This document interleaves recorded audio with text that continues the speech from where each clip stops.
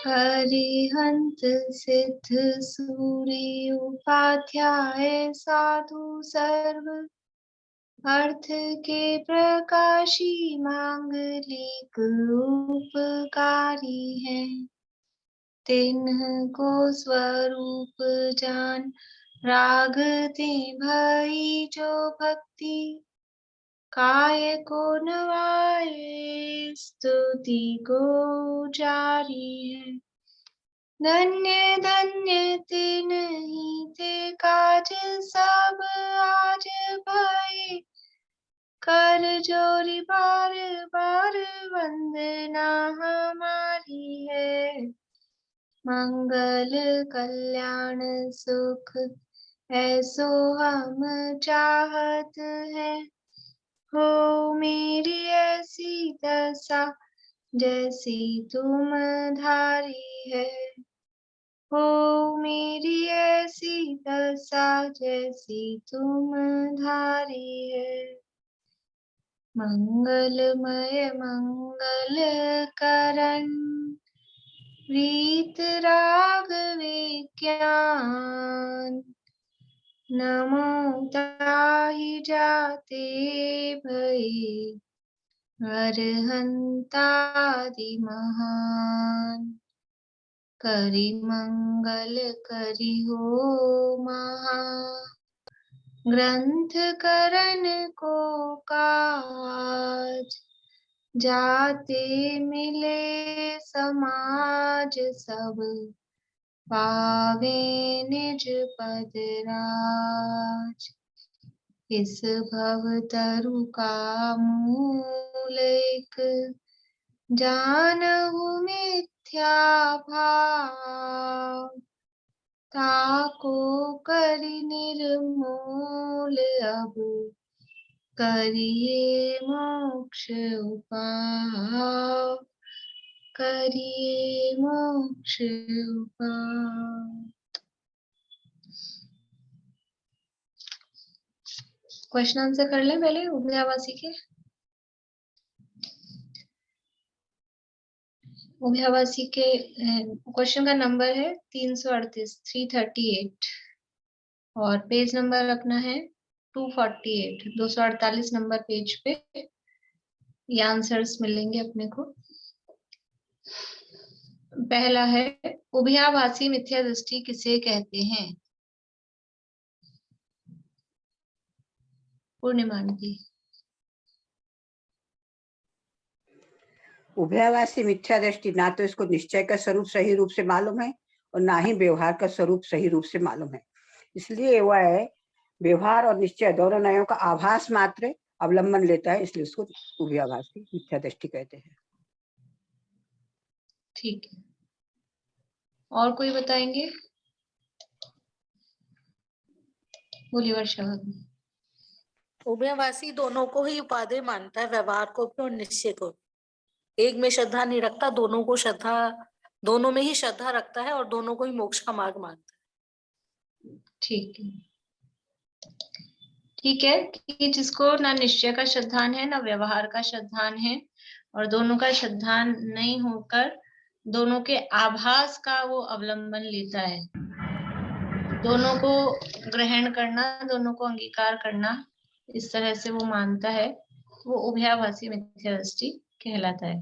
यानी अकेले निश्चय का भी पक्ष नहीं, अकेले व्यवहार का भी पक्ष नहीं, दोनों का पक्ष एक साथ रखता है लेकिन दोनों का वास्तविक स्वरूप नहीं समझता है। नेक्स्ट है उभयाभासी मिथ्या दृष्टि भ्रम सहित दोनों नयों का साधन किस लिए साधते हैं?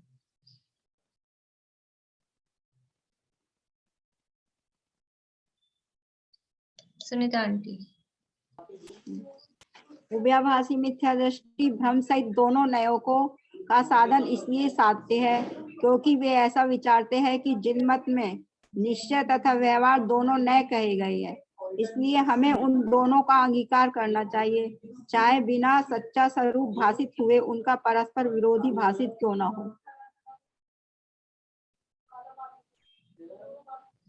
पर लास्ट लाइन आपकी कुछ अधूरी सी या ऐसा बात तो ठीक है ऊपर वाली पहले की तो, पर चाहे उनमें भाषित ना नहीं, उनका स्वरूप तो परस्पर विरोध सहित दिखाई देता है, उसको दोनों का स्वरूप सही भाषित नहीं हुआ है, इसलिए वो भ्रम सहित दोनों नयों का साधन साधता है।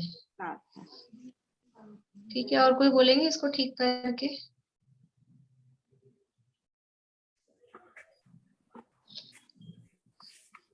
देखे हैं या नहीं देखे आप लोगों ने? प्रमिला जी।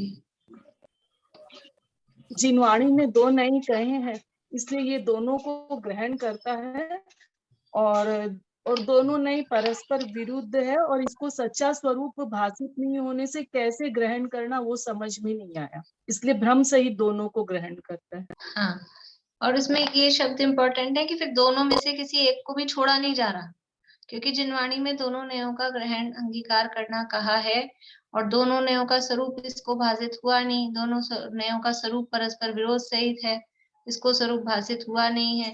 अब ये दोनों को ग्रहण करना है, इसलिए एक को भी छोड़ता नहीं है, इसलिए वो भ्रम सहित दोनों नयों का साधन, वो उसको भ्रम रहता है, क्योंकि छोड़ना एक को भी नहीं है, स्वरूप समझ में नहीं आ रहा तो क्या करें, कंफ्यूजन में जैसा भी जो भी कुछ है, दोनों नयों का साधन साधता है।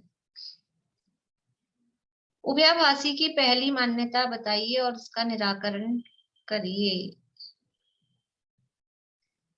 हाँ, सुनीता भाभी।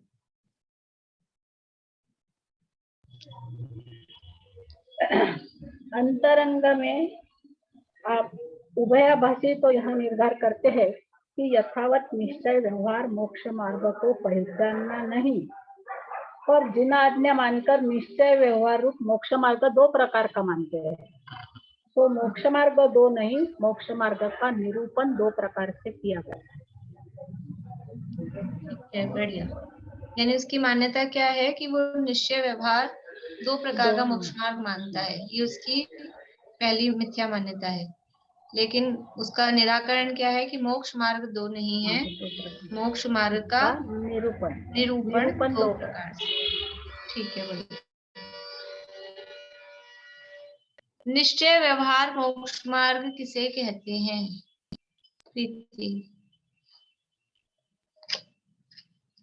प्रीति।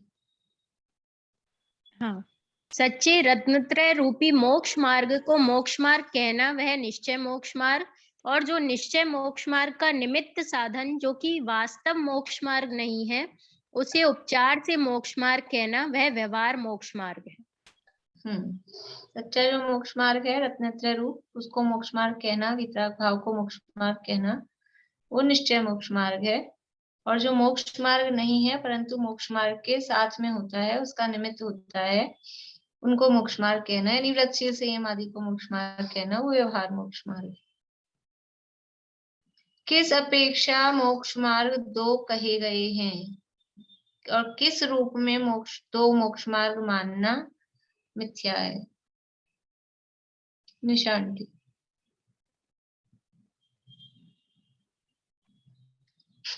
निरूपण अपेक्षा मोक्ष मार्ग दो प्रकार के कहे गए हैं, किंतु एक निश्चय मोक्ष मार्ग है, एक व्यवहार मोक्ष मार्ग है, इस प्रकार दो मोक्ष मार्ग मानना मिथ्या है।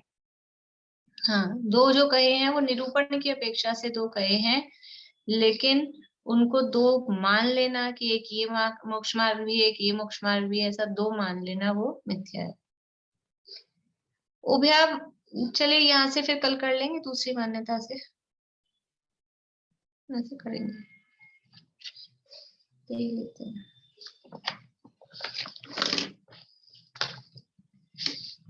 यहाँ मोक्षा प्रकाशक में 7वां अधिकार चल रहा है, और 7वें अधिकार में 4 प्रकार की मिथ्या दृष्टियों का वर्णन किया गया है। कौन कौन से 4 प्रकार की मिथ्या दृष्टि हैं?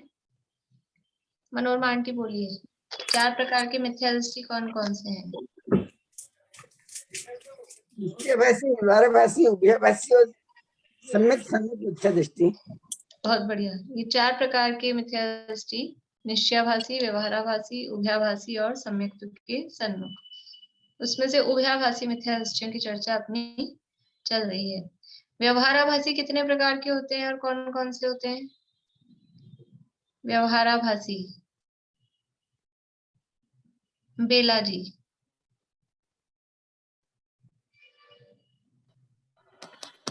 व्यवहाराभासी 4 प्रकार के होते हैं। कुल अपेक्षा धर्म धारक व्यवहाराभासी, परीक्षा रहित आज्ञा अनुसारी धर्म धारक व्यवहाराभासी, सांसारिक प्रयोजनार्थ धर्म धारक व्यवहाराभासी, धर्म बुद्धि से धर्म धारक व्यवहाराभासी। बढ़िया। तो निश्चयाभासी और व्यवहाराभासियों का के पश्चात अब यहाँ पर उभयाभासी की क्या मान्यता है, उभयाभास होता क्या है। उभयाभास का मतलब है, आभास का मतलब है एकांतवादी। आप मिथ्या दृष्टि ना, मिथ्या दृष्टि मतलब एकांती, एकांतवाद को जो मानता है, और सम्यक दृष्टि होता है वो अनेकांतवादी होता है। तो निश्चयाभास में निश्चय का एकांत था। एकांत मतलब अकेले निश्चय को मान रहा था, व्यवहार का सर्वथा निषेध करता था। व्यवहाराभासी को व्यवहार का एकांत है, वो व्यवहार को मान रहा है, निश्चय का सर्वथा निषेध करता है। अब ये क्या है, उभयाभासी, यह है उभय एकांती। समंत भद्राचार्य ने आप्त मीमांसा नाम का जो ग्रंथ लिखा है, देवागम स्तोत्र वगैरह जिसको अपन कहते हैं, उसमें उभय एकांत की चर्चा की है। यानी दो एकांतों को एक साथ एकांत के रूप में माने।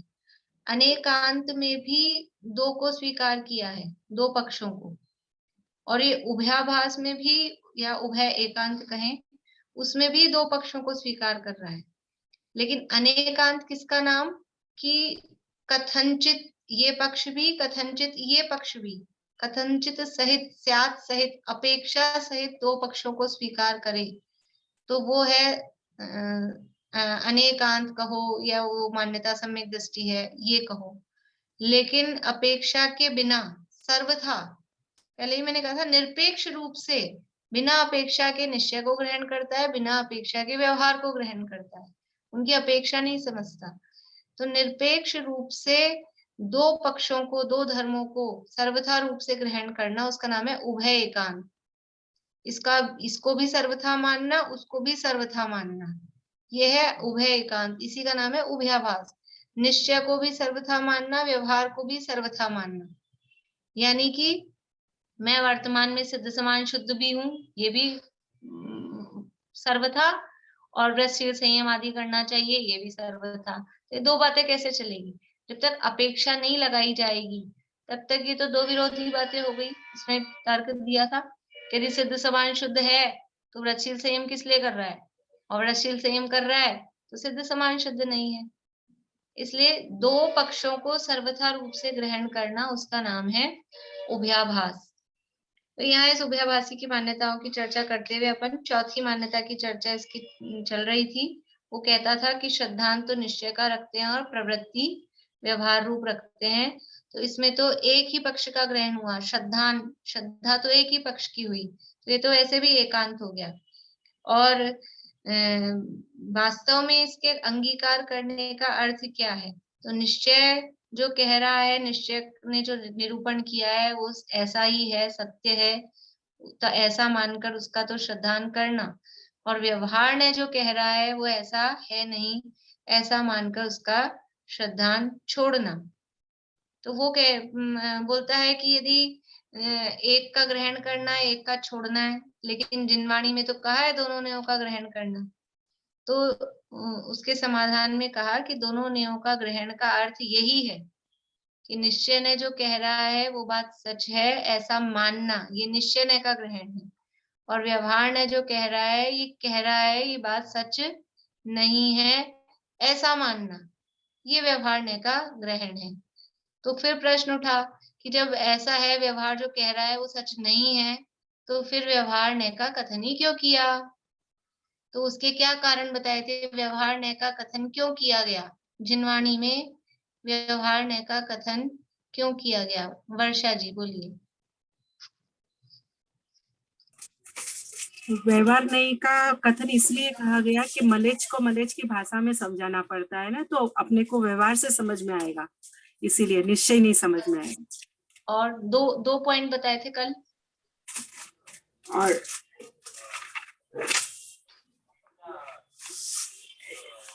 जिनवाणी को समझने और समझाने के लिए व्यवहार नय का ग्रहण करना, इसका मतलब अवलंबन नहीं लेना है व्यवहार का। परमात्मा पहुंचाए तो ही, मतलब परमात्मा के लिए पहुंचाने के लिए ये वाला कथन करते हैं। हाँ ठीक है, बोलिए विनीता आंटी, अनम्यूट करिए।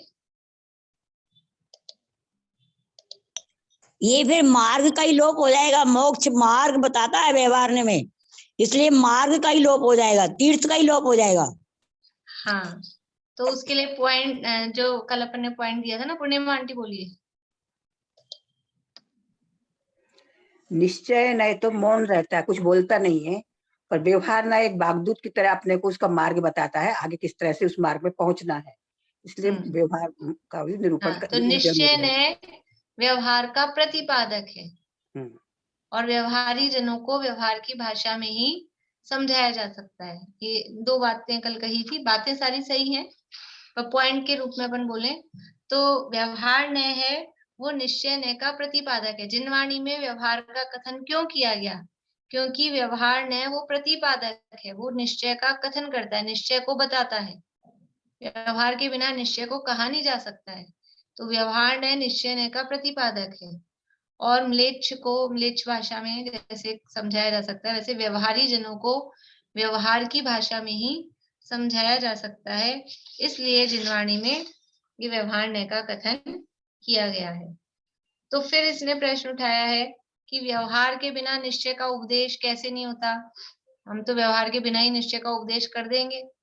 अभी आपने कहा ना कि निश्चय का उपदेश व्यवहार ही करता है, व्यवहार इसका प्रतिपादक है, तो व्यवहार के बिना निश्चय का उपदेश कैसे नहीं होता? यानी व्यवहार ने निश्चय का प्रतिपादक कैसे है और व्यवहार ने कैसे अंगीकार नहीं करना, व्यवहार ने को ग्रहण कैसे नहीं करना, सो कहिए। तो उसके समाधान में 3 पॉइंट यहाँ पंडित जी साहब दे रहे हैं, 3 बातें कह रहे हैं। क्या? कि निश्चय से तो आत्मा पर द्रव्यों से भिन्न, स्वभाव से अभिन्न, स्वयं सिद्ध वस्तु है। यदि ऐसा ही किसी को कहते रहें, समझाते रहें, तो उसको कुछ नहीं समझ में आता है। इसलिए उनको व्यवहार ने से शरीर आदि पर द्रव्यों की सापेक्षता द्वारा, शरीर के माध्यम से, शरीर के द्वारा नर नारक पृथ्वी का आदि रूप जीव के विशेष किए, मतलब ये विशेष करके समझाए, ये भेद करके समझाए कि ये है। अकेला सिंगल जीव दिखाई नहीं देता है दुनिया में। जीव किसी को दिखाना हो तो कैसे दिखाएंगे, कैसे बताएंगे? सिंगल जीव नहीं दिखाई देता है, सिंगल नहीं मिलता है देखने में। तो ये नारकी के रूप में, मनुष्य के रूप में, चींटी के रूप में, कीड़ा मकोड़ा के रूप में ऐसे ही जीव मिलेगा। तो उसके उनकी सापेक्षता द्वारा ये जीव के विशेष के जीव को बताया, तब ये मनुष्य जीव है, नारकी जीव है, चींटी जीव है, मक्खी जीव है, मच्छर जीव है। इस प्रकार से उन्हें जीव की पहचान हुई। ये एक तरह से ये व्यवहार निश्चय का प्रतिपादक कैसे है ये बता रहे हैं। तो इस व्यवहार ने जो भेद करके बताया ना, मनुष्य तिर्यंत जीव है ये कह के, इस व्यवहार ने उस निश्चय जो जीव था उस जीव को कहा, बताया, ये प्रतिपादन किया, ये एक तरह से किया। और दूसरी तरह से कैसे करता है कि अभेद वस्तु में भेद करके व्यवहार प्रतिपादन करता है। जीव तो एक अभेद अखंड वस्तु है। अभी जैसे किसी को कहें कि आपको ठंडाई पिलाते हैं, तो अब किसी ने ठंडाई का नाम ही नहीं सुना हो, ठंडाई कभी पी नहीं हो, अपने में तो सबने पी है लेकिन कभी किसी ने नहीं सुना हो, नहीं पिया हो। जैसे एक है अपने उधर मिलती है राजगिरी में, शिखर जी वगैरह में, खाजा, एक मिठाई मिलती है खाजा। अब वो सब लोग ये भी समझते हैं लेकिन कुछ लोगों ने कभी नहीं देखा हो, नहीं सुना हो, तब बोले खाजा क्या होता है? तो खाजा खाजा होता है। अब कैसे कहेंगे खाजा मतलब खाजा खाजा क्या होता है? तो उसको कुछ बताना पड़ेगा ना कि वो एक मैदा की होती है, कि आटे की होती है, और मीठी होती है और बहुत अच्छी होती है और मुंह में जाती है ऐसे सॉफ्ट सॉफ्ट होती है, कुछ तो ये भेद करके समझाया। ऐसे नहीं समझ में आएगा। ठंडाई क्या होती है? ठंडाई ठंडाई होती है, तो ठंडाई ठंडाई ठंडाई कहते रहो, उसको समझ में नहीं आएगा क्या ठंडाई। उसको बताना पड़ेगा उसमें ये बादाम होते हैं, उसमें मिनक्का होती है, उसमें ये इलायची होती है, काली मिर्ची होती है, और ये होता है, वो होता है, दुनिया भर की चीजें होती है, और फिर उसको घोटते हैं और इतनी बढ़िया लगती है। ये ऐसा, ये भेद करके, ये भेद किया ना। ठंडाई तो है उन 10-20 जो भी चीजें डली हैं, उन सबका एक अखंडपना, उसका नाम है ठंडाई। अकेले बादाम को ठंडाई नहीं कहते, अकेले काले मिर्च को भी ठंडाई नहीं कहते, अकेले खस के दाने को भी ठंडाई नहीं कहते, अकेले इलायची को भी ठंडाई नहीं कहते। इन सब का जो एक मिक्स अखंड होता है, उसका नाम ठंडाई है। लेकिन अब ठंडाई कहने से जिसको नहीं समझ में आ रहा है, तो उसको ऐसे अलग अलग अलग अलग करके बताया, तो वो उसको फिर समझ में आएगा। ऐसे ही यहाँ आत्मा कहा, जीव कहा, जीव कहा, तो समझ में नहीं आता है जीव क्या, आत्मा क्या। तो अभेद वस्तु में भेद उत्पन्न करके ज्ञान दर्शन आदि गुण पर्याय रूप जीव के विशेष किए, कि जीव कौन है, कि जानने वाला जीव है, ये देखने वाला जीव है, और ये सब दुख का अनुभव कर रहा है, ये जीव है। कभी कभी तो जीव को बताने के लिए विभाव से भी जीव की पहचान कराते हैं। ये गुस्सा कौन कर रहा है, ये गुस्सा किसमें आ रहा है, ये मोह राग द्वेष भाव किसमें हो रहे हैं, यही तो जीव है। विभाव से भी जीव की पहचान करा देता है। तो व्यवहार न्याय का प्रयोजन क्या है, उसका उद्देश्य है निश्चय को बताना, और वो जैसे भी समझा सके वैसे समझा देता है। तो अभेद वस्तु में भेद करके भी ये भेद किए, तब ये जानने वाला, देखने वाला जीव है इत्यादि प्रकार सहित उनको जीव की पहचान हुई। अब तीसरी तरह से बता रहे हैं, और व्यवहार ने निश्चय का प्रतिपादक कैसे है। तो निश्चय से वीतराग भाव मोक्ष मार्ग है। ये निश्चय है कि वीतराग भाव मोक्ष मार्ग है। उसे जो नहीं पहचानते, उनको ऐसे ही कहते रहे तो वे समझ नहीं पाएंगे। हमको समझ लीजिए, वही समझ लीजिए दिल्ली जाना है जयपुर से, यहाँ अपने घर से, अभी हमारा घर तो मेन रोड पे है, नहीं तो समझ लीजिए अंदर कॉलोनी में घर हो, तो दिल्ली जाना है, तो कैसे जाएं, कि दिल्ली रोड पे चले जाओ, फिर सीधे चल जाना, दिल्ली पहुंच जाओगे, दिल्ली रोड पकड़ लो। किसी को कोई कॉलोनी में अंदर गली में रहता हो और उसको कहो कि दिल्ली जाना है, तो दिल्ली रोड पकड़ लो, फिर दिल्ली पहुंच जाओगे, सीधे चलते जाना, दिल्ली आ जाएगा। तो अब ऐसे कैसे समझ में आएगा कि दिल्ली रोड कहाँ से आएगी, ये तो बताओ, दिल्ली रोड को कैसे पकड़े, वो कैसे आएगी। तो उसके लिए आप पहले यहाँ से निकलो, फिर राइट जाओ, फिर लेफ्ट जाओ, फिर ये मेन रोड आ जाएगी, फिर उससे इधर जाना, फिर सीधे जाना, फिर वो जो रेड लाइट आएगी उससे लेफ्ट मुड़ जाना, फिर वो जो सीधी रोड चलेगी, वो फ्लाईओवर आ जाएगा, उस पर चढ़ जाना, बस फिर आप सीधे सीधे चलते जाना। तो ये जो इधर मुड़ो उधर मुड़ो ये करो, ये दिल्ली रोड नहीं है, वो दिल्ली का डायरेक्ट रास्ता भी नहीं है, लेकिन दिल्ली तक वो दिल्ली रोड तक पहुंचने का भी वो साधन है। दिल्ली तो दिल्ली रोड, दिल्ली रोड भी दिल्ली नहीं है, दिल्ली रोड तो दिल्ली नहीं है, और ये जो छोटे मोटे मोड़ बताए ये भी दिल्ली नहीं है, लेकिन वो दिल्ली रोड तो सीधी दिल्ली पहुंचाएगी। और ये जो बीच में ये समझ लीजिए और दूसरे साधन की अपन ऑटो कर लो कि कैब बुला लो, तो ये भी जो भी साधन है वो उस मोक्ष मार्ग के, वो जो दिल्ली रोड के उसके निमित्त हैं, वहां तक पहुंचाते हैं। वो करना पड़ेगा हमको उस रोड तक। हमको बंबई जाना है तो क्या करें, स्टेशन जाओ, ट्रेन में बैठ जाओ और बंबई पहुंच जाओगे। तो स्टेशन तक कैसे जाएं, उसका साधन क्या है। बंबई के लिए टिकट कहाँ मिलेगा, कहाँ से लेना पड़ेगा। कोई बिल्कुल अनाड़ी आदमी हो, कभी गया नहीं हो, कभी टिकट खरीदा नहीं हो, तो कैसे करे।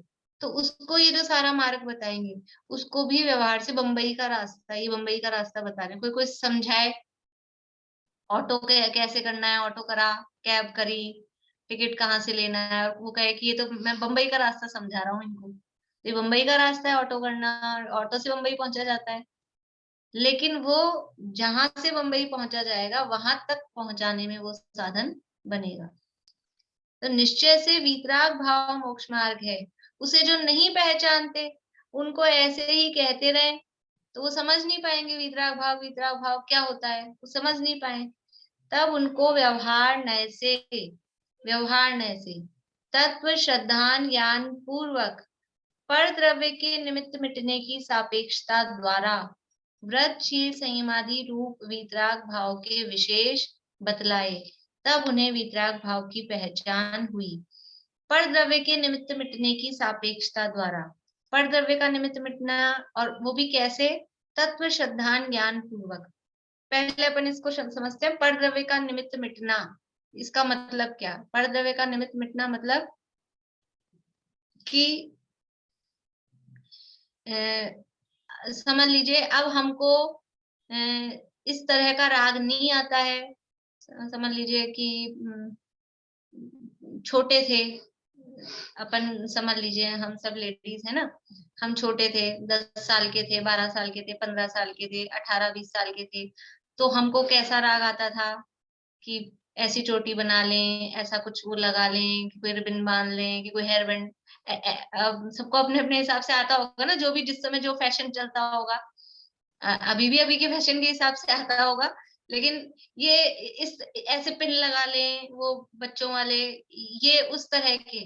और अब क्या हुआ कि अब वैसा राग नहीं है, तो अब अपने पास मिलेंगे थोड़े से, अपन रखते होंगे ऐसे ही छोटे वाले पिन लगा लें, कुछ वो लगा लें, कि कुछ वो बांध लें ऐसा। तो जब हमको वैसा राग मिट गया तो वो निमित्त भी अब हमारे पास में नहीं है। अभी हमको जैसे समझ लीजिए कि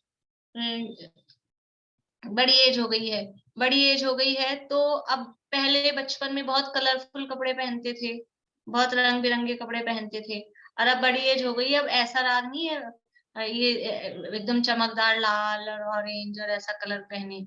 तो अब उनके अलमीरा में अब आपको वैसे रंग की साड़ियां, वैसे रंग के कपड़े मिलेंगे क्या? नहीं मिलेंगे। वो राग चला गया, तो वो परद्रव्य का निमित्त मिट गया, तो बाहर में वो चीजें भी उनके नहीं दिखेंगी। इसको क्या कहते हैं कि अंदर से एक्चुअल में मिटा तो है राग, एक्चुअल में तो राग मिटा है, लेकिन बाहर से वो जो चीजें छूट गई हैं, तो परद्रव्य का निमित्त मिट गया, उसकी अपेक्षा से उसको नाम दिया। अब ये तो अपन ने उदाहरण लिया था, अभी इसमें लगाना व्रतशील संयम आदि में, कि अभी किसी को पहले हिंसा करता था, आलू प्याज कुछ भी खाता था, तो हिंसा हिंसा का कोई भी भान नहीं था। शादी विवाह कर रखे, मतलब समझ लीजिए ब्रह्मचर्य का ये भी कोई विवेक नहीं था, इस तरह के कोई भान नहीं थे। अब उसके अंदर ये तत्व श्रद्धान ज्ञान पूर्वक, उसको तत्व श्रद्धान हुआ, तत्व ज्ञान हुआ, तो उसके अंदर में अहिंसा का भाव आया, जीवों की रक्षा का परिणाम आया। तो ये जीवों की रक्षा का जो परिणाम आया, उसके कारण बाहर में अब ये आलू प्याज नहीं खाना है, कि जीवों की त्रस्त जीवों की हिंसा नहीं करनी नहीं हो, तो ऐसा कुछ वो जो नियम वाला जो परिणाम आया, व्रत आए, तो परद्रव्य अंदर में वो राग मिटा, तो बाहर में अब वो चीजें भी नहीं मिलेगी हमको। हमारे को अंदर में राग ही नहीं रहा कि हम ये अभक्ष्य भक्षण करें, तो हमारी किचन में वो चीजें मिलेंगी? जब हमको ये राग ही नहीं रहा, हमको रात्रि भोजन करने का राग ही नहीं है, फिर हम रात में किचन में खाना बनाते हुए मिलेंगे? नहीं मिलेंगे, खाना खाते हुए नहीं मिलेंगे। तो अंदर से ये तत्व श्रद्धान ज्ञान पूर्वक ये परिणति हुई है, लेकिन बाहर में अब कोई क्या देखेगा? आपकी किचन में ये नहीं दिख रहे हैं आलू प्याज, अच्छा आपने आलू प्याज छोड़ दिए। पर द्रव्य का निमित्त मिटने की अपेक्षा वो उस पे नाम दिया जाता है तो एक्चुअल में वो राग मिटा है, मिटा तो है एक्चुअल में राग, लेकिन बाहर से हमने रात्रि भोजन त्याग का व्रत लिया। ये परद्रव्य का निमित्त मिटने की सापेक्षता द्वारा व्रतशील संयमादि रूप वितराग भाव के विशेष बताए। हाँ, अब हमको स्त्री, समझ लीजिए शादी, कोई विवाहित था और अब स्त्री के साथ रहने का राग नहीं रहा, तो वो बाहर में ब्रह्मचर्य ग्रहण करता हुआ दिखता है, तो स्त्री का निमित्त मिट गया, स्त्री का संपर्क था, स्त्री का संपर्क छूट गया, तो उसकी अपेक्षा से ब्रह्मचर्य ये शील पालन कर रहे हैं, ऐसा कहा जाता है। यानी परद्रव्य का निमित्त, जब तक घर में राग था तो घर में रह रहे थे, अब वो घर से राग छूटा, तो घर से राग छूटा तो वो अपने आप ही घर छूट गया, तो घर छूटने की अपेक्षा से ये मुनि बन गए, इन्होंने महाव्रत ग्रहण कर लिए, इस अपेक्षा से ये कहा जाता है। तो जो निश्चय मोक्ष मार्ग को नहीं समझते हैं, उनको ये व्यवहार से तत्व श्रद्धान ज्ञान पूर्वक परद्रव्य के निमित्त मिटने की सापेक्षता द्वारा, जैसे ऊपर परद्रव्यों की सापेक्षता द्वारा नर नारक आदि जीव के विशेष कहे थे, वहां परद्रव्य की सापेक्षता कही थी, यहाँ परद्रव्य का निमित्त मिटने की अपेक्षा से कह रहे हैं। व्रतशील संयम में क्या है? व्रतशील संयम में क्या है, अब उस तत्संबंधी जो परद्रव्य थे उनका निमित्त अब मिट गया। अब उनका निमित्त मिट गया तो उनकी सापेक्षता द्वारा व्रतशील संयम आदि रूप वीतराग भाव के विशेष बताए। वीतराग भाव के विशेष मतलब उसके भेद करके बताए। वास्तव में वीतराग भाव तो एक ही है, राग का जो अभाव हुआ वो वीतराग भाव है, लेकिन ऐसे वीतराग भाव समझ में नहीं आता। अभी किसी को अपन ऐसे कहें, एक तो अपन ऐसे कहें कि मेरे रात्रि भोजन का त्याग है तो समझ में आ जाता है सीधा सा, और किसी को ऐसे कहें अब मेरे को रात्रि भोजन करने का राग नहीं रहा तो वो राग है नहीं, इस तरह से कहो तो हंसी भी आ रही है और समझ में नहीं आएगा लोगों को। बिल्कुल ऐसे होंगे ना व्यवहारी जन, लौकिक जन, उनको ये राग वाग शब्द समझ में नहीं आएंगे, क्या कह रहे हो आप। तो इसलिए उनको जो जैसी भाषा में समझता है उसको सीधा दो टूक कह दिया, हम रात में नहीं खाते, इतना सा दो शब्दों में कहा तो समझ में आ जाता है। तो इसलिए जो इसको नहीं समझ पाते हैं उनको व्यवहार न से तत्व श्रद्धान ज्ञान पूर्वक परद्रव्य का निमित्त मिटने की सापेक्षता द्वारा, ये बात जरूर कह रहे हैं। देखो, व्यवहार मोक्ष मार्ग किसे कहेंगे? अकेला वो व्रतशील संयम लिया है, अकेला परद्रव्य का निमित्त मिटाया है, नहीं है, तो वो व्यवहार से मोक्ष मार्ग नहीं है। तत्व श्रद्धान ज्ञान पूर्वक यानी सम्यक दर्शन ज्ञान पूर्वक ये जो व्रतादि धारण किए उसको सम्यक चारित्र कहेंगे, उसको व्यवहार से मोक्ष मार्ग कहेंगे।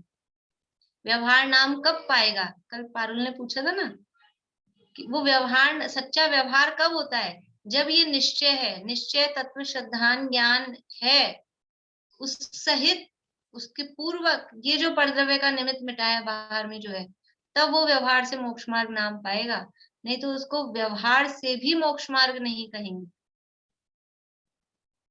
बारात में भीड़ होती है कि नहीं होती है? बारात में भीड़ होती है कि नहीं होती है? 10, 20, 50, 100 लोग होते हैं ना, भीड़ होती है ना बारात में। तो किसी भी भीड़ को बारात कह देंगे? कोई भी भीड़ आ रही होगी तो बारात कह देंगे? नहीं, उसमें वो दूल्हा है यानी निश्चय है तो उस भीड़ को बारात कहेंगे। अकेले कोई भीड़ को बारात नहीं कहते। निश्चय पूर्वक व्यवहार होता है, दूल्हे के साथ जो आते हैं उनको बाराती कहते हैं। अकेले कोई आ जाए तो उसके ऐसे शब्द बोलते थे, बिना दूल्हे के कोई आ जाए तो खैराती, मतलब बेकारी है क्या? जबरदस्ती कोई आ जाए, दूल्हा है ही नहीं, आ गए कोई भी उठ के, तो वो बाराती नहीं कहलाएंगे। दूल्हे के साथ आते हैं तो सम्मान होता है, बारातियों को मिलती है ना गिफ्ट, दूल्हे के साथ आ रहे हैं तो सम्मान होता है। और ऐसे ऐसे कौन पूछता है? हम किसी की शादी में बाराती बन के गए और उन्होंने मान लो कोई चांदी के आइटम बांटे थे तो अपने को भी मिला था, और अलग से कभी उनके घर चले जाओ तो ऐसे कोई भी, मान लीजिए दूर का कोई अपने को इनविटेशन आया हो, ऐसे कोई पूछता है? फिर ऐसे कोई पूछता है? ऐसे कोई नहीं पूछता है। तो व्यवहार की वैल्यू कब है? व्यवहार को व्यवहार नाम कब दिया जाएगा? कि जब निश्चय है तो निश्चय के साथ जो व्यवहार होता है, इसीलिए उसको कहा है उसका निमित्त और सहचारी, उसके साथ में होगा तो उसको व्यवहार से कहा जाएगा। तो ये वितराग भाव के विशेष बताए, तब उन्हें वितराग भाव की पहचान हुई। इसी प्रकार अन्यत्र भी व्यवहार बिना निश्चय के उपदेश का न होना जानना। इसके लिए अपनी जो पाठमाला है उसमें उदाहरण दिया है, वो नक्शे की नदी वाला। पहले मैं आपको ये गुरुदेव के कोटेशन पढ़ के सुना देती हूँ, इसी के लिए परद्रव्य का निमित्त मिटने की अपेक्षा जो है। देखिए, मोक्ष मार्ग तो वितराग भाव है, आत्मा की परम आनंद दशा प्रकट होना मोक्ष है। मोक्ष आत्मा में होता है और उसका उपाय भी आत्मा का वितराग भाव है, तथा वह वितराग भाव एक ही प्रकार का है, परंतु जो उसको नहीं समझता उसको निमित्त से व्रतादि के अनेक भेद करके समझाया है। पहले स्त्री व्यापार आदि को अशुभ परिणामों का निमित्त बनाता था। देखो, स्त्री के कारण अशुभ परिणाम होते हैं क्या? व्यापार आदि के कारण अशुभ परिणाम होते हैं क्या? वास्तव में उनके कारण नहीं होते, लेकिन इस अपने अशुभ परिणाम होते हैं तो वो स्त्री व्यापार आदि वो उसमें निमित्त बनते हैं, निमित्त कहे जाते हैं। परिणाम होने का उपादान कौन है? अशुभ परिणाम का उपादान तो स्वयं है। तो जब, लेकिन ये इसका नाम है निमित्त नैमित्तिक संबंध, कि जब भी अशुभ परिणाम होंगे तो सामने ये स्त्री पुत्र रिश्तेदार व्यापार धंधा ये इस तरह के सामने ये होते हैं, तो पहले उनको अपने अशुभ परिणामों का निमित्त बनाता था। परंतु आत्मा के भान पूर्वक आंशिक वीतरागता होने से, ये जो कहा है ना तत्व श्रद्धान ज्ञान पूर्वक, आत्मा के भान पूर्वक आंशिक वीतरागता होने से हिंसा आदि के अमुक निमित्त छूट गए। व्यापार धंधे का यानी 5वां गुणस्थान होता है आरंभ त्याग प्रतिमा होती है, वो आरंभ त्याग प्रतिमा कही गई है। कब कही है? अंदर से इतनी वीतरागता आ गई कि मेरे को व्यापार करना नहीं, व्यापार के प्रति उदासीनता का परिणाम आ गया, आरंभ नहीं करना है, तो वो उदासीनता का परिणाम आ गया, तो उसको वो व्रत के प्रतिमा का नाम दे दिया। अंदर परिणाम ऐसा आया है, बाहर पहले वो निमित्त, क्योंकि परिणाम था ना बाहर पहले कमाने का आरंभ का, तो वो चल रहा था। अब यहाँ परिणाम खत्म हुआ तो बाहर में वो भी हट गया, तो उसको व्रत नाम प्रतिमा नाम दे दिया। आत्मा के भान पूर्वक आंशिक वीतरागता होने से हिंसा आदि के अमुक निमित्त छूट गए। वहां निमित्त छूटने की अपेक्षा से अहिंसा सत्य भेद करके समझाया है। ये अहिंसा महाव्रत, सत्य महाव्रत अथवा अणुव्रत, ये जो भेद किए हैं, वीतराग भाव तो एक ही प्रकार, ये जो व्रत हैं चाहे अणुव्रत हो चाहे महाव्रत हो, वीतराग भाव तो एक सही है ना। उसमें 2 कषाय चौकड़ी के अभाव पूर्वक है अणुव्रतों में, महाव्रतों में 3 कषाय चौकड़ी के अभाव पूर्वक है। अहिंसा है, सत्य है, अचौर्य है, ब्रह्मचर्य है, अपरिग्रह है, सब में है क्या? है तो वीतराग भाव ही ना। लेकिन उस वीतराग भाव को ये अहिंसा है, ये सत्य है, ये अचौर्य है, ये अलग अलग नाम कहाँ से मिले? कि हिंसा के अभाव से अहिंसा, असत्य के अभाव से सत्य। जैसे 10 धर्मों में है कि वो धर्म तो एक ही प्रकार का है, वीतराग भाव रूप, चाहे तो उनकी निर्मल पर्याय एक ही है, लेकिन क्रोध के अभाव को क्षमा, मान के अभाव को मार्दव, माया के अभाव को आर्जव कहा। ये परद्रव्य का निमित्त मिटने की अपेक्षा से कहा है। तो ये जो 10 भेद किए गए हैं ये सब व्यवहार से है, वास्तव में तो धर्म एक ही प्रकार का है। वही बात यहाँ कह रहे हैं, हिंसा आदि के अमुक निमित्त छूट गए। वहां निमित्त छूटने की अपेक्षा से अहिंसा सत्य आदि भेद करके समझाया है। तथापि वहां जो व्रत का शुभ भाग है वह कहीं वास्तव में मोक्ष मार्ग नहीं है। वो जो व्रत पालन का जो भाव आ रहा है वो शुभ भाव है, वो सच्चा मोक्ष मार्ग नहीं है। मोक्ष मार्ग तो वीतराग भाव है। हिंसा भाव छूटा, वहां हिंसा के निमित्त भी छूट गए। जब अंदर से वो भाव छूटा, हिंसा का परिणाम छूटा, तो हिंसा के निमित्त भी छूटते हैं। हमको वो परिणाम ही नहीं है अब, तो फिर वो चीजें अपने पास में रहे, वो निमित्त अपने पास में रहेंगे नहीं है, वो निमित्त भी छूट जाते हैं। राग द्वेष के समय स्त्री आदि निमित्त थे, वीतराग भाव होने पर वे निमित्त छूट गए। इसलिए उन निमित्तों के छूटने की अपेक्षा से ब्रह्मचर्य आदि व्रतों को उपचार से मोक्ष मार्ग कहकर वीतराग भाव की पहचान कराई है, परंतु वास्तव में व्रतादि का शुभ भाव वह कहीं वीतराग भाव नहीं है। समझ में आई आपको बात? ये परद्रव्य भारती आंटी को नहीं आई समझ में? मेरे को लग रहा था आप क्वेश्चन करेंगे, इसलिए पहले से ही मैं यानी मैंने गुरुदेव को भी इसलिए सामने रखा कि आपको समझ में आ जाए। बोले विनीता आंटी।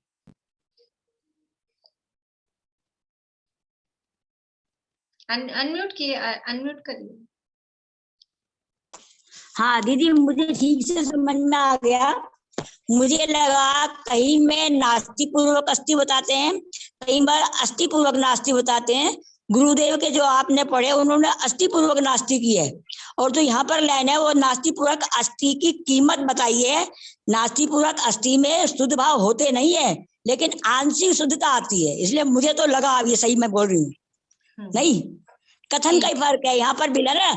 पर द्रव्य के निमित्त की मिटने की सापेक्षता, मिटने मतलब नास्ति पहले की है, फिर अस्थि लिए। अस्थि क्या है? व्रतशील संयम आदि वितराग भाव के विशेष बतलाए। हाँ, नास्ति लेकिन पूर्वक अस्थि अस्ति ना, अस्थि देखना। भी है ना, तत्व श्रद्धान ज्ञान पूर्वक, ये अस्थि भी है, हाँ जी, ठीक अस्थि है ना भी जी। है। हाँ हाँ हाँ, बिल्कुल, अस्ति बोलिए मतलब मेरा भारती कहने आंटी। का दूसरी बात ये भी थी, बहुत से लोग क्या कहते हैं कि मुझे आलू खाने का भाव छूट गया, तो उसका मतलब ये थोड़ी है भाव छूट गया तो सामने जो निमित्त है उसके प्रति राग नहीं होना चाहिए ना, तो वो निमित्त तो मिटाते नहीं है और कहते हैं मुझे राग छूट गया और आलू खाते रहते हैं, तो इसका मतलब उन्होंने सही श्रद्धा ही नहीं हुई है। हाँ बिल्कुल, बोलिए भारती आंटी। नहीं, मेरा उपयोग कहीं और चला गया, सॉरी। चलिए तो फिर आप रिकॉर्डिंग सुन के फिर हाँ, देखिएगा मैं कि आपको रिकॉर्डिंग समझ में आया। सॉरी, आई एम सॉरी, एकदम मेरा ठीक मैं एक्चुअली में नहीं ठीक है, समझ ठीक पाई। है, मैं ठीक। सुनूंगी, फिर से सुनूंगी। हाँ, भाभी आस्ति और नास्ति मतलब, आस्ति और नास्ति मतलब, अस्थि और नास्ति नहीं, पॉजिटिव कहना और नेगेटिव कथन, एक ऐसे होते हैं ना, एक नेगेटिव कथन होते हैं, एक पॉजिटिव कथन होते हैं, वो अस्थि और नास्ति। तो परद्रव्य का निमित्त मिटने की अपेक्षा वो मिटा, मतलब वो नेगेटिव अप्रोच है, एक पॉजिटिव अप्रोच होती है, वो बात वो कह रहे थे आंटी। देखिए एक और यहाँ गुरुदेव का थोड़ा सा पढ़ के आपको बताती हूँ कि जैसे जैसे कहते हैं इंद्रियों को जीतना है, अज्ञानी क्या मानता है, यहीं से पढ़ के सुना देती हूँ। अज्ञानी मानता है कि जड़ इंद्रियों को जीतना चाहिए, इंद्रियों को जीतना है। तो इंद्रियों को कैसे जीतना है, इंद्रियों को कैसे जीतना है, इंद्रियां तो जड़ है, इंद्रियां तो जड़ है, उन्हें क्या जीतना, ये गुरुदेव बोल रहे हैं, इंद्रियां जड़ है, उन्हें क्या जीतना। परंतु अंदर में आत्मा का भान होने पर इंद्रियों की ओर का झुकाव छूटा, इंद्रियों की ओर का झुकाव छूटा मतलब इंद्रियों के विषयों का झुकाव, इंद्रियों की ओर का क्या झुकाव होगा, इंद्रियों के विषयों का जो रस था, उधर जो आसक्ति थी, उधर जो दौड़ दौड़ के उपयोग जाता था, वो छूटा, वहां इंद्रियों का निमित्त भी छूट गया। जब इंद्रियों के विषयों का वो छूट गया, इंद्रियों की ओर का झुकाव छूट गया, वो जो जैसा वो अपने को नचाती थी समझ लो, अब वैसा वो चीज नहीं रही, तो उसमें इंद्रियों का निमित्त भी छूट गया, इस कारण इंद्रियों को जीता ऐसा कहा जाता है। वो जो इंद्रियों के विषयों में जो आसक्ति थी, इंद्रियों को क्या, इंद्रियों को जीता मतलब क्या, कि आंख के ऊपर अपन चढ़ गए, कि आंख को फोड़ लिया, क्या किया, आंख नाक कान ये इंद्रियां हैं, इनको जीतने का मतलब क्या है, इनको जीतने का मतलब है कि अभी तक ये जो इनके विषयों में आसक्ति थी, वो अपना गुलाम हमको बना के रखती थी, हम उसके हिसाब से नाचते थे, घूमते थे। और अब क्या हुआ कि वो इंद्रियों के विषयों का रस छूट गया, तो वहां का झुकाव छूटा, तो झुकाव छूटा, तो अब वो इंद्रियां निमित्त भी नहीं बनती हैं उस तरह से। पहले जैसे स्वाद ये अच्छा लग रहा है, बुरा लग रहा है, उसमें वो रसना इंद्रिय निमित्त बन रही थी। अब क्या है कि स्वाद के प्रति रस ही नहीं है, कि ये कड़वा है, कि मीठा है, कि खट्टा है, कि खारा है, कि वो रस ही नहीं है, तो इसको कहते हैं इंद्रिय का निमित्त भी छूट गया। इंद्रियां कब छूटती हैं, इंद्रियां कौन से गुण स्थान तक रहती हैं, इंद्रियां कौन से गुण स्थान तक रहती हैं, बोलिए निशान जी। द्रव्य इंद्रियां 13वें गुण स्थान तक रहती है, भाव इंद्रियां नहीं रहती। भाव इंद्रियां कहाँ तक रहती हैं, भाव इंद्रिया 10वें गुण स्थान, 12वें तक। भाव इंद्रियां सूक्ष्म ज्ञान रूप है ना, भाव इंद्रियां 12वें गुण स्थान तक है, और द्रव इंद्रियां 13वें में द्रव इंद्रियां हैं, लेकिन यहाँ तो भाव इंद्रिय की अपेक्षा, तो वहां तक 12वें गुण स्थान तक भी इंद्रियां तो है, भाव इंद्रियां भी है, और द्रव इंद्रिया 13वें में भी है, लेकिन अभी उधर का रस नहीं है, झुकाव नहीं है। तो इंद्रियों का लक्ष्य तो, इंद्रिय विजयी किसको कहते हैं, पंच इंद्रिय विजय, तो मुनिराज को ही कहते हैं, मुनिराज के ही हो गया है। तो अब इंद्रियों की तरफ का लक्ष्य नहीं है, उसके अनुसार प्रवर्तन नहीं है, इसलिए इंद्रियों को जीता ये कहा जाता है। परिचय है की चर्चा चलेगी कल से, तो परिचयों को क्या जीतना है, सर्दी खत्म कर देंगे, गर्मी खत्म कर देंगे, कि खुद का उपयोग वहां से हटा लेना, उसका नाम जीतना है। इंद्रियों में जो उपयोग जा रहा था वो उपयोग हट गया, वो उपयोग हट गया, उसी को कह रहे हैं परद्रव्य का निमित्त मिट गया।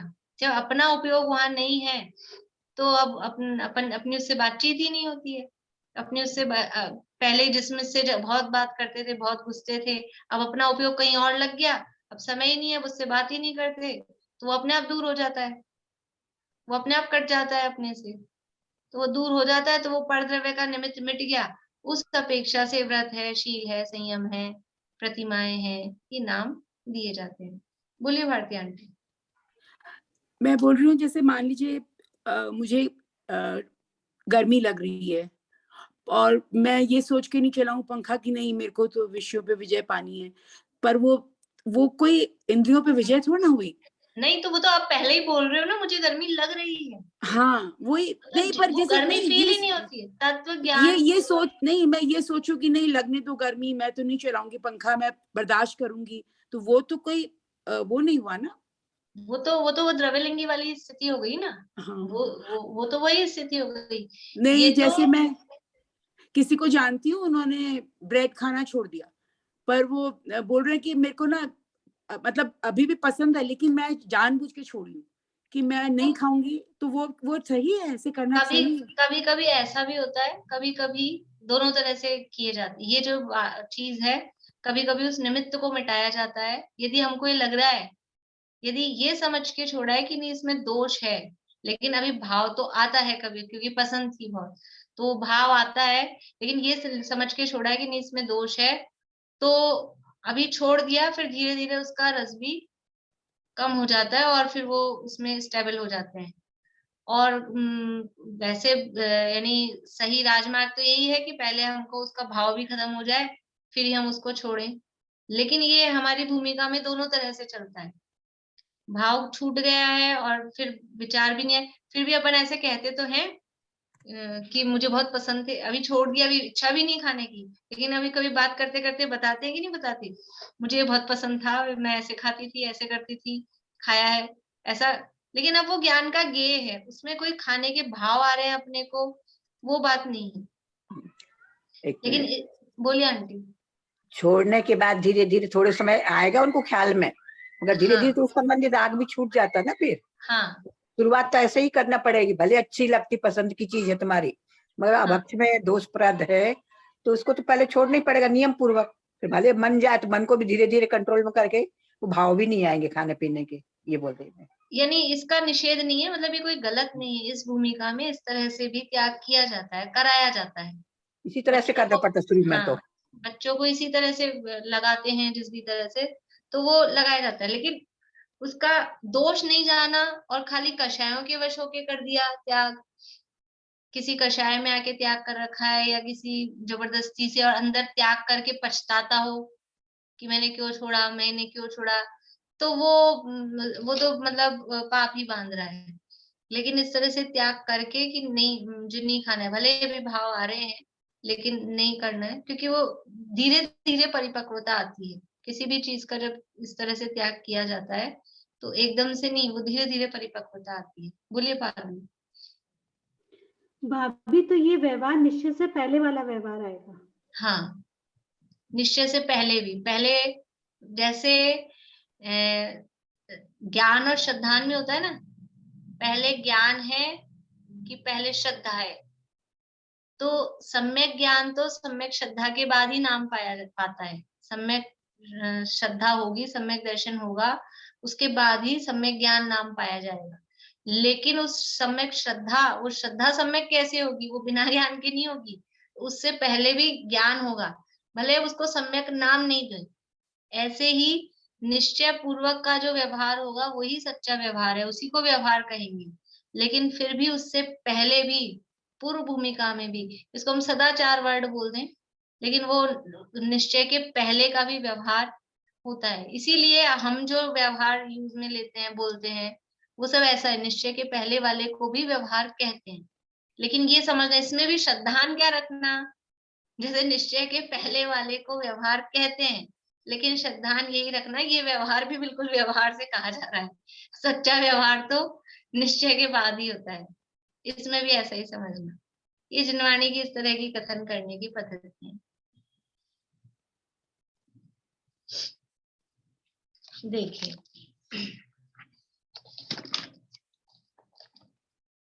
इसी प्रकार अन्यत्र भी व्यवहार बिना निश्चय के उपदेश का न होना जाना, यानी व्यवहार के बिना निश्चय का उपदेश नहीं हो सकता, व्यवहार के बिना निश्चय को समझाया नहीं जा सकता। इसमें अपनी जो ये पाठमाला है, विद्या ज्ञान पाठमाला, इसमें उदाहरण दिया है कि जैसे गंगा नदी है, गंगा नदी को समझाना है। और भी उदाहरण ले सकते हैं, बच्चे को शेर समझाना है। आजकल ये चल रही है पढ़ाई में, ये समझ लीजिए पद्धति चल रही कि बच्चों को केवल थ्योरेटिकल लाल लाल लाल रंग कौन सा होता है, तो ऐसा नहीं। तो आजकल क्या करते हैं प्ले स्कूल वाले कि जिस दिन उनको रेड कलर सिखाना है उस दिन रेड कलर डे होता है, सब चीजें लाल, एप्पल रखेंगे, बराबर चीजें रखेंगे, जो भी लाल लाल चीजें होंगी बच्चों को भी सब उस दिन रेड पहना के आना है, टीचर्स भी रेड पहन के आएंगी। वो प्रैक्टिकल इस तरह का करते हैं। तो अब बच्चों को गंगा नदी सिखानी है, तो अब क्या करें, प्रैक्टिकल गंगा नदी उठा के लाएंगे, कैसे सिखाएंगे, कैसे दिखाएंगे? हिमालय पर्वत दिखाना है, बताना है, समझाना है। रेड कलर में तो आप कर लोगे प्रैक्टिकल, सब कुछ रेड, लेकिन हर चीज को तो प्रैक्टिकल इस तरह से नहीं किया जा सकता है ना। तो यहाँ पर उदाहरण दिया दादा ने कि अब वो इतनी बड़ी गंगा को कैसे दिखाएं, इतनी लंबी चौड़ी हिमालय से निकलती निकलती पूरी कहाँ होती हुई वो आगे बंगाल की खाड़ी में गिर रही है, कैसे बताएं? उसको नक्शे में समझाते हैं बच्चों को कि देखो ये गंगा यहाँ से नहीं, अपन दिखाते हैं कि नहीं कि हिमवत पर्वत से गंगा नदी निकली, ये इतनी आगे चली और फिर 500 योजन पहले ही उस गंगा कूट से और इधर मुड़ गई है और फिर ये नीचे गिर रही है और वो ऊपर प्रतिमा का अभिषेक कर रही है। ये इतनी सी गंगा है। वो ये जो भारत वाली गंगा है वो इतनी बड़ी लंबी चौड़ी है, और ये हमारी गंगा ये 14,000 सहायक नदियां जिसकी हैं, वो इतनी सी लाइन बना के निकाल देते हैं अपन 1 मिनट में। गंगा नदी, ये सिंधु नदी 1 मिनट में निकाल देते हैं। तो ये क्या है, ये क्या है? ये व्यवहार ही तो है। ये जो गंगा बताई नक्शे में, ये जो मैप में गंगा बताई है, यदि मैप में गंगा ये नंदीश्वर, ये अंजनगिरी, ये दधिमुख और ये रतिकर, ये नक्शे में दिखाते हैं। ये जो मंदिरों में सारे मॉडल बने हैं इतने बड़े बड़े एरिया में, ये भी क्या है? ये नंदीश्वर है। ये नंदीश्वर की क्या बोले फूक भी नहीं है, धूल इतने से एरिया में पूरा नंदीश्वर। वहां इंदौर में 2.5 द्वीप बन गया इतने से जगह में, इतनी सी नहीं, बहुत बड़ी जगह है लेकिन फिर भी इतनी सी है ना। 2.5 द्वीप के आगे 45 लाख योजन का 2.5 द्वीप, और वो 45 लाख छोड़ो, 45 योजन किलोमीटर भी नहीं है 45। तो ये क्या है? लेकिन अब उसको समझाएं कैसे? यदि ये नहीं बनाए, ये नहीं बताएं कि ये गंगा नदी है, नहीं तो कुछ भी नहीं समझ पाएंगे हम। कैसे 3 लोग की रचना, जम्बूद्वीप है, ये सब है, कैसे समझ पाएंगे? तो जिस तरह से ये जो नक्शे की, मैप की, मॉडल की जो बताई जाती है बना के, ये क्या है? ये व्यवहार है। लेकिन ये बता किसको रहा है? इसके माध्यम से हम अनुमान किसका लगाते हैं? हम भी समझते हैं ये गंगा इतनी सी नहीं है, वो एक्चुअल में जो गंगा होगी उसका एक अनुमान लगता है। नंदीश्वर में किस तरह से मंदिर होंगे कि एक बीच में अंजनगिरी होगा, उसके चारों तरफ दधिमुख होंगे, फिर रतिकर होंगे, समावशरण, ये समावशरण बता देते हैं अपन ऐसा, ये धूलिसाल कोट है और फिर ये भूमि है और ये चैत्य हैं, प्रासाद हैं। एक्चुअल में समावशरण कैसा हो, उसकी एक इमेजिनेशन बनती है, कल्पना बनती है, नहीं तो कुछ भी नहीं बताया जा सकता है। ये व्यवहार निश्चय का प्रतिपादक कैसे है? प्रश्न क्या था? व्यवहार के बिना निश्चय का उपदेश कैसे नहीं होता?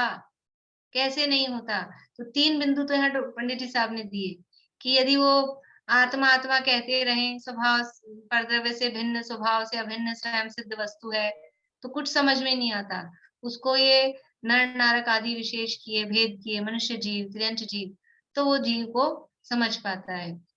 आत्मा आत्मा कहते रहें तो उसको समझ में नहीं आता, तो फिर उसको ज्ञान दर्शन वाला है, सुख दुख के अनुभव करने वाला है, क्रोधादि कषायों वाला है, ऐसा भेद करके समझाया तो वो समझ पाता है।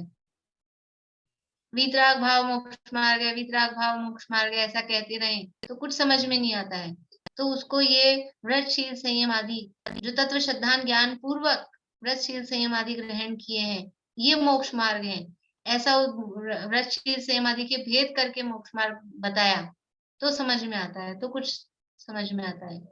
ऐसे ये व्यवहार है वो निश्चय का प्रतिपादक है, व्यवहार है वो निश्चय को बताने वाला है।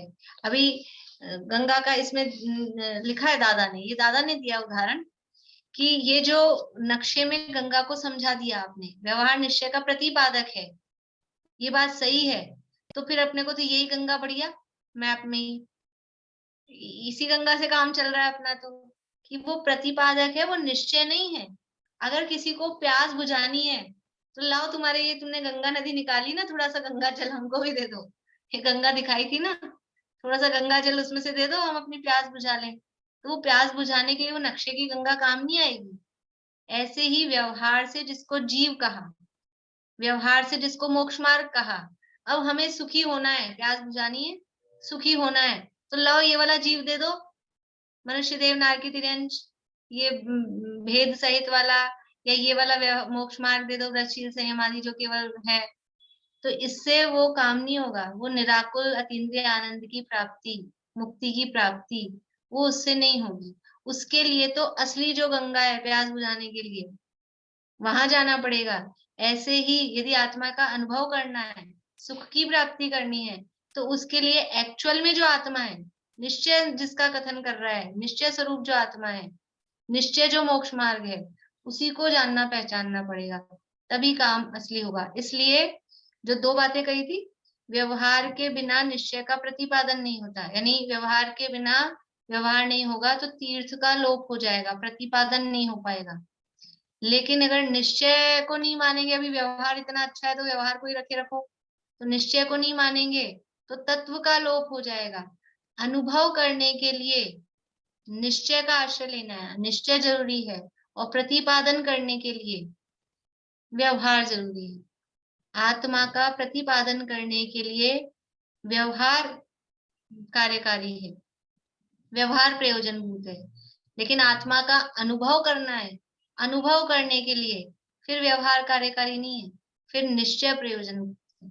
इसलिए दोनों नए अपनी अपनी जगह बराबर प्रयोजनभूत हैं, और दोनों का इसीलिए दोनों को जिनवाणी में स्थान मिला है। ये अपना थोड़ा प्रकरण हो जाएगा ना, एक आध पैराग्राफ और, तो नए चक्र में से भी पढ़ेंगे अपन थोड़ा, अभी प्रसंग भी है और उसमें बहुत अच्छा दादा ने उदाहरण और जो दिया है नए चक्र के आधार से भी थोड़ा अपन फिर पढ़ेंगे। अभी समय यही हो गया है अपना। प्रश्न है किसी को? बोलिए विनीता आंटी, अनम्यूट कर लीजिए। हाँ जी, मैं ये कह रही, जो ये सेंटेंस है ना जी, ये वाला परदैव के निमित्त मिटने की सापेक्षता द्वारा व्रतशील संयम आदि रूप वितरा भाव के विशेष, यहाँ पर मैं यदि अंश लिख लूं समझने के लिए तो कोई विरोध तो नहीं बन रहा ना, पर्यायवाची के रूप में विशेष की जगह? हाँ जी, मतलब अपने ब्रैकेट में लिख उसके भेद कहिए, भेद, विशेष का भेद होता है, भेद लिखूं? अच्छा, वितराग भाव के भेद बतलाइए, भेद है। हाँ। समझने के लिए व्रतशील संयम आदि वितराग भाव के विशेष है, अर्थात भेद है। भेद भी कह सकते हैं अथवा पर्याय भी कह सकते हैं, वितराग भाव की पर्याय भी अलग अलग टाइप से कहा। कोई व्रत आंशिक रूप में भी वैसे तो सही बैठ रहा है, अंश कह दो तो नहीं बैठ रहा, गलत लग रहा है। गलत तो नहीं, लेकिन वितराग भाव का अंश नहीं, अंश भी नहीं है ना उसमें, है तो वो राग ही, अच्छा है तो वो राग ही ना, इसलिए वितरागता का अंश नहीं है, वो वितरागता के भेद कहें या उसकी पर्याय रूप में कहें। ठीक है, ठीक है, ठीक है। अच्छा, एक बात और थी, मुझे भारती आंटी का फोन नंबर या तो आप दे दो या भारती को मेरा दे दो, मैं उनको 84 लाख होने के बारे में आपस में चर्चा करके थोड़ा समझाने की योग्यता समझ रही हूँ थोड़ी। या तो उनको मेरा दे दो या मेरे को उनका दे दो। आप भारती आंटी आप मेरे पास है ये, इसमें है ना जूम में ठीक नंबर है, में। ये भारती आंटी आपसे कर लेंगी कॉन्टेक्ट। अब मैं यूं की बात नहीं करूंगी। चलिए, बढ़िया, ये अच्छी बात है। चलिए, और किसी को प्रश्न है? हाँ बोलिए वर्षा जी। आपकी आवाज नहीं आ पा रही अच्छी से। दोपहर के क्लास के बारे में थोड़ा पूछना था। वो एक समय प्रबद्ध प्रमाण जो आपने बोले, तो आपने एक दृष्टांत बताया था, एक मुट्ठी करके, जैसे घर में 5 जन है, 5 मुट्ठी ली, तो इसमें क्या कर्म प्रकृति या 8 अलग एक एक समय प्रबद्ध गिनना है कि एक ही समय प्रबद्ध में 8 होती है? नहीं, एक ही समय प्रबद्ध आता है, उसमें वो 8 में प्रकृति डिवाइड हो जाती है। आएगा हर बार एक समय प्रबद्ध भी, 8 समय प्रबद्ध या 7 समय प्रबद्ध ऐसे नहीं आएगा, एक समय में एक समय प्रबद्ध आएगा, और उसमें डिवीजन 8 में या 7 में हो। बोलिए मनोरमा आंटी। ये सम्यक मोहिनी को क्या सम्यक कहेंगे? सम्यक मोहिनी को सम्यक प्रकृति नहीं, सम्यक मोहनीय, हाँ सम्यक मोहनीय वो सम्यक प्रकृति जिसे अपन बोलते हैं ना, वही है, उसको अकेला सम्यक भी बोल देते हैं। और किसी को प्रश्न है? हाँ बोलिए प्रमिला जी। ये जो वितराग भाव के विशेष बोले, इसको किसी अपेक्षा से बोलना होगा ना? हाँ वो अपेक्षा तो ऊपर व्यवहार नय से कह दिया ना, वो अपेक्षा आई गई, व्यवहार नय से, इसका मतलब ये है वो अपेक्षा, व्यवहार नय की अपेक्षा से। और प्रतिपक्षी नहीं बोल सकते ना? प्रतिपक्षी किसका? वितराग भाव के प्रतिपक्षी व्रतशील आदि। नहीं, प्रतिपक्षी अगर अपन कहेंगे तो वो ऐसे है तो प्रतिपक्षी ही, क्योंकि ये वितराग भाव है, वो शुद्ध भाव है और ये राग भाव है। लेकिन फिर भी अगर सर्वथा अपन प्रतिपक्षी बोलेंगे तो वो फिर वो उसको व्यवहार से मोक्ष मार्ग कैसे कहेंगे अगर प्रतिपक्षी हो जाए? क्या अभी तो अपन उसको सहचारी कह रहे हैं ना, निमित्त और सहचारी, इसलिए अभी प्रतिपक्षी अपन कहेंगे तो अपनी बात उल्टी हो जाएगी। हाँ। इसलिए वो प्रतिपक्षी नहीं कहेंगे। क्योंकि मैंने इसलिए बोला ना प्रतिपक्षी, क्योंकि उसमें तो वितरागता का तो अंश है ही नहीं। हाँ अंश तो नहीं है, लेकिन ये कैसा, मतलब अगर अपन कहेंगे तो अपन तो समझ रहे हैं कि ये प्रतिपक्षी हैं, लेकिन ऐसा कह सकते हैं कि प्रतिपक्षी होने पर भी वो मोक्ष मार्ग के निमित्त हैं और सहचारी हैं, इसलिए उनको वो ऐसा कहा जा रहा है। हाँ, क्योंकि और कोई भी प्रतिपक्षी होगा, हर प्रतिपक्षी को नहीं कहा जाएगा, वो जो उसका निमित्त और सहचारी है किसी बीच। चलिए पूरा करें।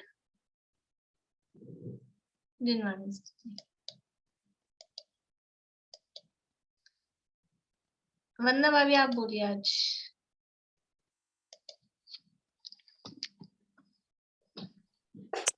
ये पानी पाती वीर जिन जग को बताया आपने, जग जाल में अब तक फंसाया, पुण्य एवं पाप ने, पुण्य एवं पाप से है पार मग सुख शांति का, यह धर्म का है मरम, यह विस्फोट आत्म क्रांति का।